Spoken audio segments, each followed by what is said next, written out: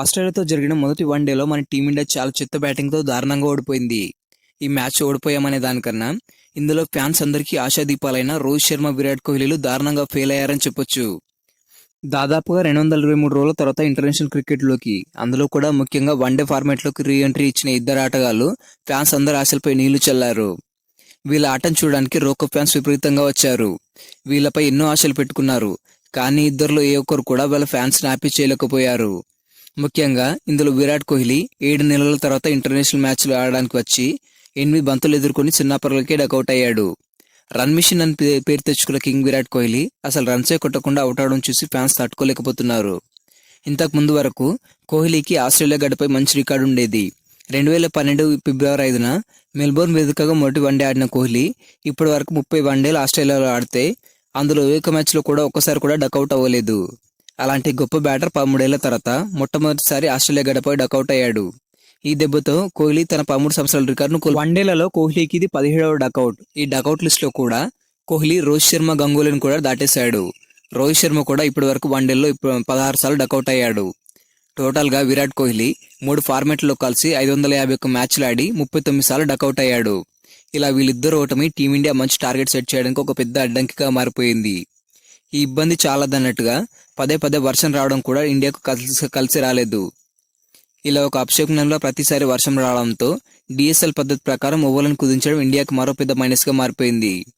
మొదట్లోనే రోహిత్ శర్మ, విరాట్ కోహ్లీ, శుభ్మన్ గిల్ అవుట్ అవడంతో ఆ కండిషన్స్ని అడ్వాంటేజ్గా మార్చుకున్న కంగారులు పవర్ ప్లేలు నిలింపులు జరిగారు.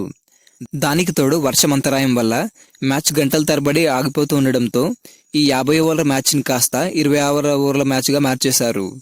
అలా ఆటను కుదించడం ఇండియా గెలుపుని తలకిందులు చేసింది. అదేంటో తెలుసుకున్న మీ దిమ్మ తిరగడం ఖాయం. దానిపై నేను మీకు క్లియర్గా వివరిస్తాను, జాగ్రత్తగా వినండి. ఈ డిఎస్ఎల్ పద్ధతి ప్రకారం మ్యాచ్ని 26 ఓవర్లకు కుదించినప్పుడు అప్పటికే మన టీమిండియా 16.4 ఓవర్లు ఆడేసింది. అంటే దాదాపుగా 17 ఓవర్ల తర్వాత ఈ నిర్ణయం మారిపోయింది.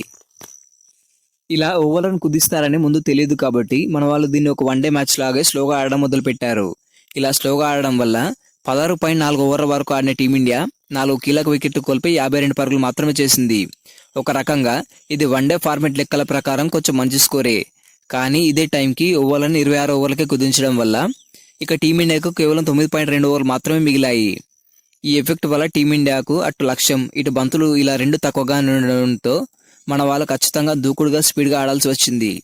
ఈ ప్రయత్నంలోనే టీమిండియా బ్యాటర్లు వరుసగా వికెట్లు కోల్పోయి ఒక పెద్ద ఊబిలో పడ్డట్టుగా మారిపోయింది.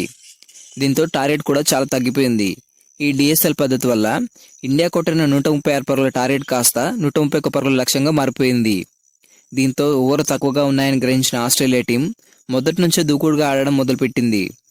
దీన్ని ఒక టీ20 మ్యాచ్లా భావించి 21 బంతులు మిగిలి ఉండగానే లక్ష్యాన్ని ఛేదించింది. దాదాపుగా ఇది ఒక క్లోజ్ మ్యాచ్ లాంటిదే. ఎందుకంటే ఇండియాకు తెలియదు కాబట్టి మొదట్లో స్లోగా ఆడింది. ఒకవేళ వర్షం మ్యాచ్కు ముందే పడుంటే ఇండియా కూడా తక్కువ ఓవర్లే ఉన్నాయని గ్రహించి మొదటి నుంచి అటాకింగ్గా ఆడేది. అలా ఆడితే ఇంకొన్ని పరుగులు మన టీమిండియా ఖాతాలో అదనంగా చేరేవి. అప్పుడు ఈ మ్యాచ్ ఇంకా రసోత్తరంగా సాగేది. అలాగే ఇండియా గెలవడానికి కూడా చాలా ఛాన్సులు ఉండేవి. ఏది ఏమైనా ఈ రూల్ వల్ల మాత్రం బొక్కపడింది ఇండియాకే. కాబట్టి ఈ రూల్ని మార్చాలని చాలా మంది నెటిజన్లు అలాగే ఇండియన్ ఫ్యాన్స్ డిమాండ్ చేస్తున్నారు. ఇందులో మన టీమిండియా ప్లేయర్స్లో కొంచెం మంచిగా ఎవరైనా ఆడారు అంటే అది కేఎల్ రాహుల్ మాత్రమే. తను ఆడిన ఈ మంచి ఇన్నింగ్ వల్లే ఇండియా 100 పరుగుల మార్కుని దాటగలిగింది. టోటల్గా కేఎల్ రాహుల్ 31 బంతుల్లో 2 బౌండరీలు 2 సిక్సర్లు బాది 38 పరుగులు చేసి ఇండియా గౌరవమైన స్కోర్ చేయడంలో ముఖ్య కారణంగా మారాడు. ఆ తర్వాత అక్షర్ పటేల్ కూడా 38 బంతుల్లో 3 బౌండరీలు బాది 31 పరుగులు చేశాడు. ఇక చివర్లో అందరూ చేతులెత్తేస్తుంటే నేనున్నానంటూ వచ్చిన మరో తెలుగు తేజం నితీష్ కుమార్ రెడ్డి చివర్లో ఒక మంచి నాకాడి ఇండియా పరుగు కాపాడే ప్రయత్నం చేశాడు. 11 బంతులు ఆడిన నితీష్ రెడ్డి 2 భారీ సిక్సర్లు బాది 19 పరుగులకు నాటౌట్గా నిలిచాడు. ఒకవేళ అక్షర్ పటేల్కి బదులుగా అప్పుడే నితీష్ని పంపించి ఉంటే ఇండియాకి మరిన్ని కీలకమైన పరుగులు సమకూరేవి. బ్యాటింగ్ లైనప్లో మార్పు చేస్తుంటే మేబీ ఇండియా గెలిచినా కూడా ఆశ్చర్యపోనవసరం లేదు.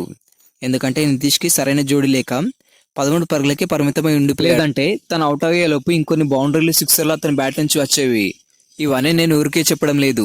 నిజంగానే ఆస్ట్రేలియా గడపై నితీష్ రెడ్డికి మంచి డామినేషన్ ఉంది. అందరూ ఆస్ట్రేలియా ప్లేయర్స్ ముందు తల వంచితే నితీష్ రెడ్డి మాత్రం వాళ్ళకు వెన్ను చూపాడు. గతంలో కూడా ఆస్ట్రేలియా వర్సెస్ ఇండియా టెస్ట్ సిరీస్లో కూడా సేమ్ ఇలాగా మన బ్యాటర్స్ అందరూ వెంటనే అవుట్ అవుతుంటే నితీష్ కుమార్ రెడ్డి ఒక్కడే నిలబడి సెంచరీ చేశాడు. ఆ మ్యాచ్లో కంప్లీట్గా నితీష్ రెడ్డి బౌలర్స్ లాగా చాలా లోయర్ ఆర్డర్లో వచ్చి సెంచరీ చేశాడు. అదే అతనికి మొట్టమొదటి ఇంటర్నేషనల్ సెంచరీ, అది కూడా స్ట్రాంగ్ టీం అయిన ఆస్ట్రేలియాపై. ఆ టైంలో ఇండియా మొత్తం నితీష్ రెడ్డి పేరు మారుమోగిపోయింది. అందుకే ఆస్ట్రేలియాని వాళ్ళ సొంత గడపై ఓడించడానికి నితీష్ రెడ్డికి ఒక మంచి రికార్డు ఉంది. నిన్న జరిగిన మొదటి వన్డే మ్యాచ్లో కొత్త కెప్టెన్ అయిన శుభ్మన్ గిల్కి మొదటి మ్యాచ్ ఒక ఓటంతో మొదలైంది. చాలా కంట్రోల్గా బ్యాటింగ్ చేసే శుభ్మన్ గిల్, శ్రేయస్ అయ్యర్ లాంటి బ్యాటర్లు ఫెయిల్ అవ్వడం కూడా ఇండియాకు అస్సలు కలిసి రాలేదు. వాస్తవానికి ఈ మొదటి మ్యాచ్లోనే ఆస్ట్రేలియా టీం ఇండియా కన్నా చాలా వీక్గా ఉంది. ఎందుకంటే ఈ మ్యాచ్లో జూష్ ఇంగ్లీష్, ఆడమ్ జాంపా లాంటి టాప్ క్లాస్ ప్లేయర్స్ లేరు. కానీ నెక్స్ట్ మ్యాచ్లో వాళ్ళు ఖచ్చితంగా ప్లేయింగ్ లెవెన్లో ఇండియా గెలవడానికి మరింత కష్టంగా మారిపోయే అవకాశం ఉంది. ఇప్పటికే ఒక మ్యాచ్ గెలిచిన ఆస్ట్రేలియా 1-0 తేడాతో ఆధిక్యంలో ఉంది. వాళ్ళు ఇంకొక మ్యాచ్ గెలిస్తే చాలు సిరీస్ సొంతమైపోతుంది. కాబట్టి తర్వాత జరగబోయే మ్యాచ్లో ఇండియా ఖచ్చితంగా గెలవాలి.